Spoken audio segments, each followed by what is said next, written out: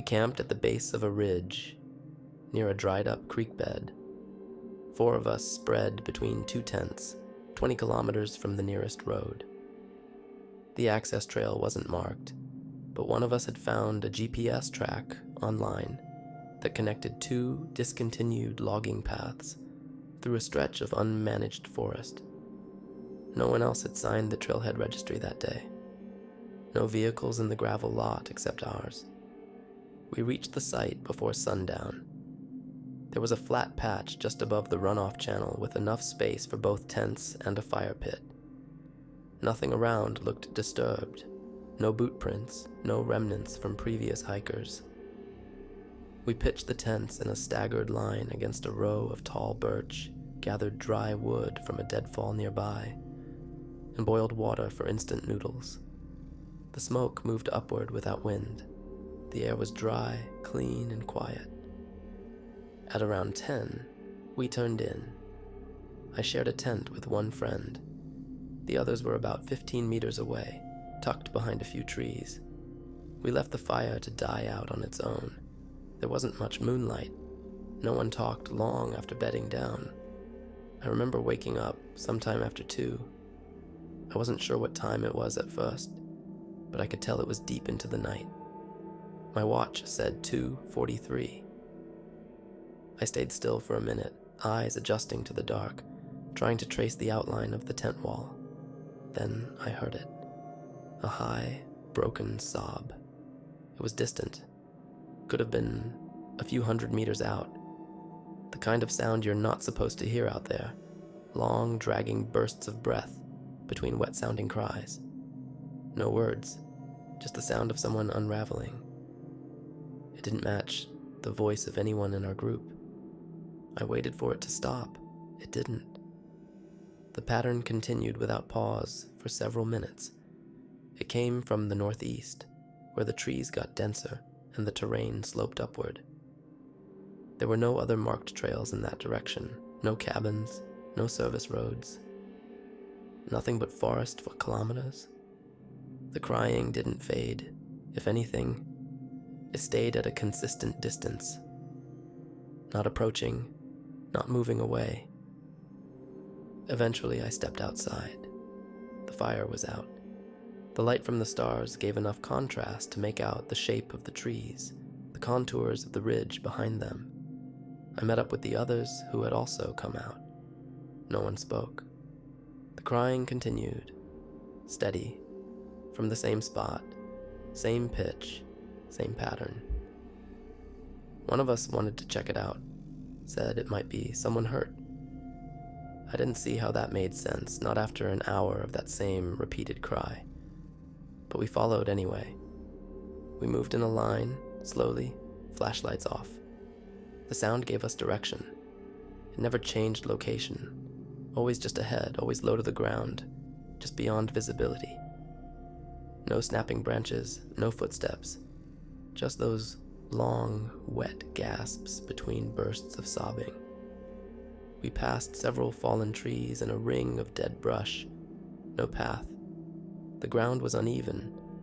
A few times we stopped to listen again, to triangulate the direction. Every time we paused, it was right there. Same pitch, same distance. We reached a clearing, no source. The sound was louder here, but there was no one around. We spread out slightly, scanning every part of the brush. I checked behind a large tree where the moss had been stripped back, thinking someone might be hiding. Nothing. Another friend walked out to the far end of the clearing. He circled back.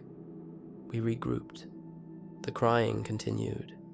It had no rhythm, just repetition, no change in breath, no shift in cadence, a human voice with mechanical timing. We stood there for several minutes. No one moved toward the sound again. I checked the GPS on my watch, marked the coordinates, still deep in the no-service zone. My flashlight dimmed and I turned it off. The crying didn't respond to light, didn't react to movement, it didn't seem to respond to anything. We returned to the tents. Back at camp, we sat around the fire pit without speaking. I noticed the woods behind the tents were darker than before. The crying hadn't followed us. It was still going. Still from the same place. Still the same sound. It didn't stop for the rest of the night. By morning, the voice had disappeared. Nothing replaced it. No trace of movement. No disturbed earth. Nothing left in the clearing. Just the memory of a sound that didn't change for 5 straight hours. We packed up quickly. No one ate. We took a different route back, climbing west to reconnect with the longer trail instead of cutting through the lower valley again. The detour added 5 kilometers, but no one objected. The entire walk was silent. We didn't talk about it afterward. The hike ended without incident, and everyone left the trailhead separately. No one reached out the following week. I checked forums, no reports, no similar stories from that region. I searched by date, location, keywords, nothing. Just maps and photos from other hikers showing the same stretch of forest, empty, unmarked, unvisited. I've looked at that GPS marker several times since then, always the same. A shallow clearing with no trail access, no water source, no signs of wildlife. Just trees and silence. I haven't gone back.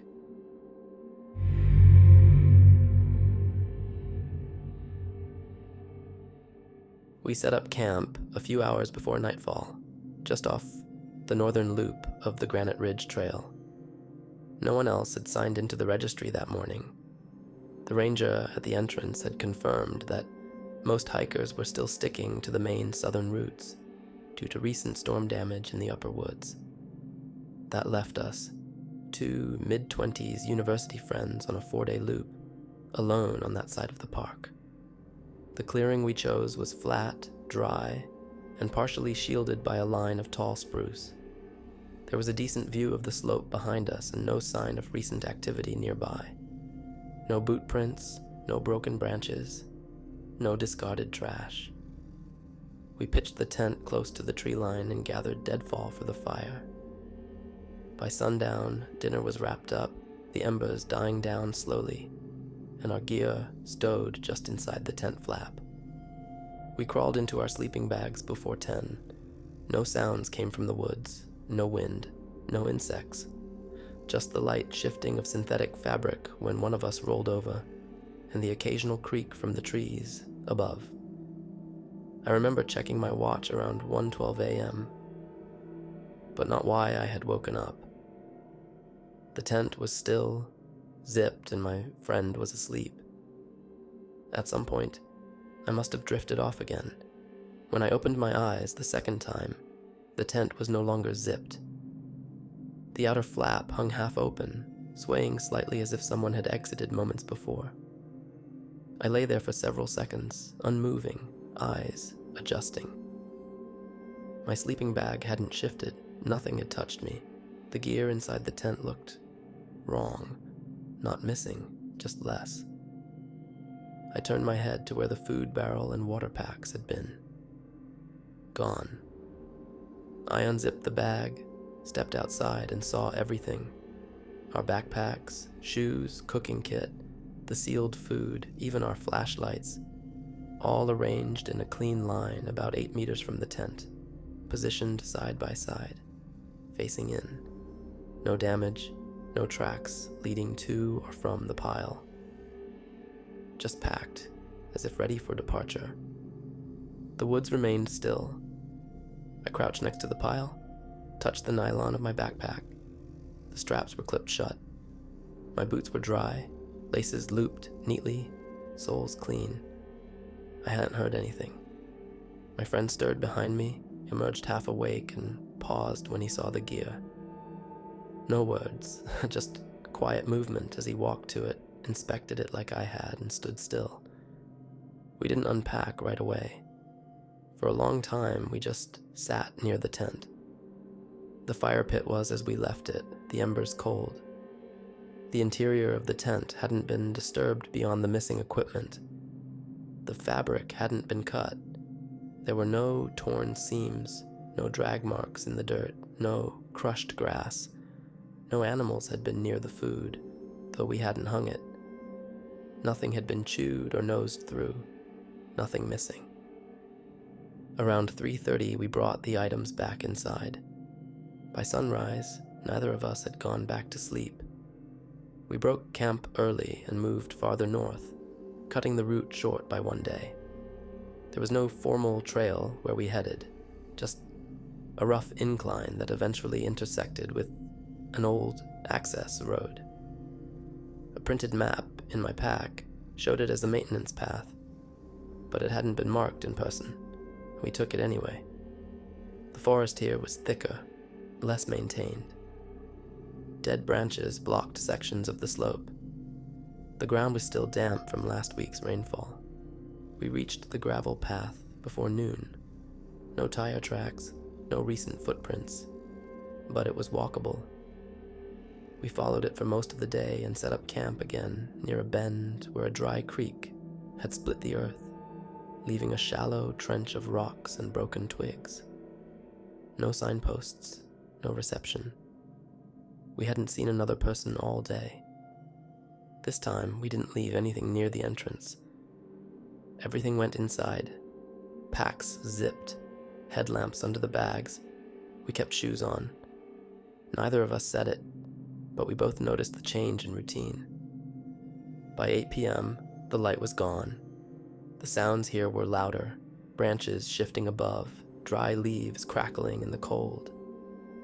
A single moth kept flapping against the mesh of the tent for almost 2 hours. I watched it. My friend slept. I didn't check my watch this time. Sometime during the night, I heard something fall. A light, controlled movement. Not far off, like someone stepping on gravel, deliberately. I didn't move. The zipper on the tent door hadn't shifted. I waited, counted silently to 100, then unzipped the corner of the window flap just enough to see out. Our gear was untouched.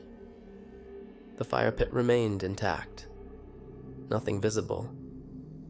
But the creek bed was no longer empty. A stick, about shoulder length, had been placed directly across the trench, balanced, not broken, just enough weight at both ends to stay in place. The kind of arrangement that doesn't occur on its own. I didn't wake my friend. I kept the flap open for another hour. No more sounds. When daylight came, we checked the creek. The stick was still there. I walked a few meters into the woods behind it, looked for tracks, found none. That was the second night. The third day, we hiked west, trying to intersect with the main ridge again. The underbrush made it slow, and we stopped earlier than usual, near a flat stretch of forest with younger trees and a view of a distant hill. I used the compass to estimate our position. We weren't far from the return loop. If we left early, we could reach the trailhead by the afternoon. That final night, the woods were quiet again, windless, no movement, just the faint pressure of stillness between trees. We kept the gear inside, slept in shifts. Every hour, one of us sat up while the other tried to rest. I took the second shift. Nothing happened. But when morning came, there were boot prints outside the tent. 2 sets, one larger, one smaller. Clear tread patterns, 5 or 6 steps, leading toward the tent, but not away from it. No matching impressions elsewhere in the clearing. No signs of approach, just sudden appearance. Then, nothing. The impressions were fresh, not yet dried by the sun. The soil compressed under each heel. One print nearly touched the edge of the tent. No smudge, just weight and absence. We packed in silence, nothing missing, nothing moved, no damage. But both of us scanned the tree line the entire time. Every branch felt closer than it had the day before. By mid-afternoon, we reached the gravel path, and a few hours later, the ranger station came into view. Our names were still the only ones listed on the North Loop registry. No reports of others in the area. The ranger asked if we had trouble with weather or terrain. We said no. He didn't ask anything else. I didn't sleep the night we returned. A week later, my friend stopped replying to messages about planning another trip. He didn't explain why. I don't keep my gear in the same storage bin anymore. The tent is folded and sealed in a vacuum bag at the back of my closet. My boots are in the garage, separate from everything else. I haven't checked them for dirt. I haven't used any of it since.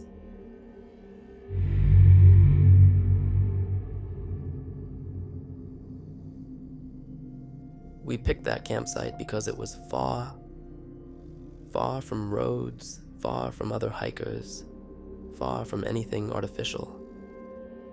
The trail hadn't been maintained in years. Overgrowth blurred the boundaries and fallen branches forced reroutes every few hundred meters. There was no cell signal past the ridge. That was part of the plan. 2 nights alone near the upper basin.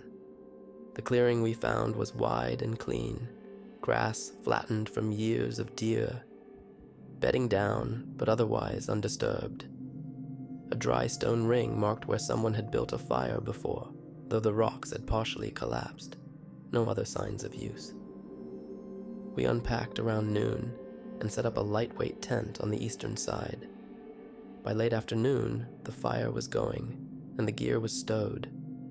No other movement in the trees, no sound beyond wind, and the soft rattle of bark peeling from the pines. It got cold quickly. Before dark, we went walking, 1/2 kilometer to the northwest, where the slope dipped into a low pocket.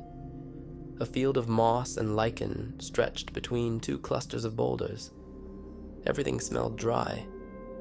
It had rained the week before, but the ground didn't show it. That's where we found the recorder. It was half covered in dirt, wedged between 2 small rocks under a collapsed log. Black plastic, scratched casing, no clip. The kind used for lectures or voice notes. I picked it up, wiped it clean. The battery light flicked on. We brought it back to the tent. There were 10 recordings. The timestamps showed they were made over the past 3 days. Most were short. The first few were static and wind noise. One had soft, crunching sounds. Another was just breathing.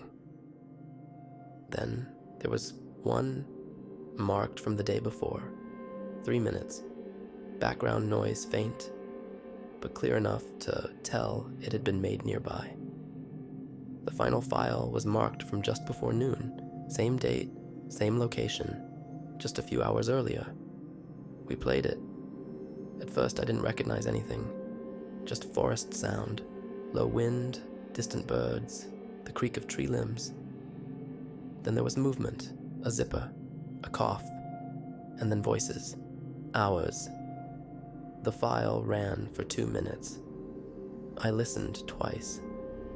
The first voice was mine, a short sentence, same tone I use when I'm looking for something in my pack. Then hers, then both of us laughing, then the sound of a pot hitting a rock. That had happened that morning, just before we left for the ridge. Same sequence, same rhythm, same background sound. There was no doubt. We stopped the recorder. Neither of us spoke for a while. I checked the timestamp again.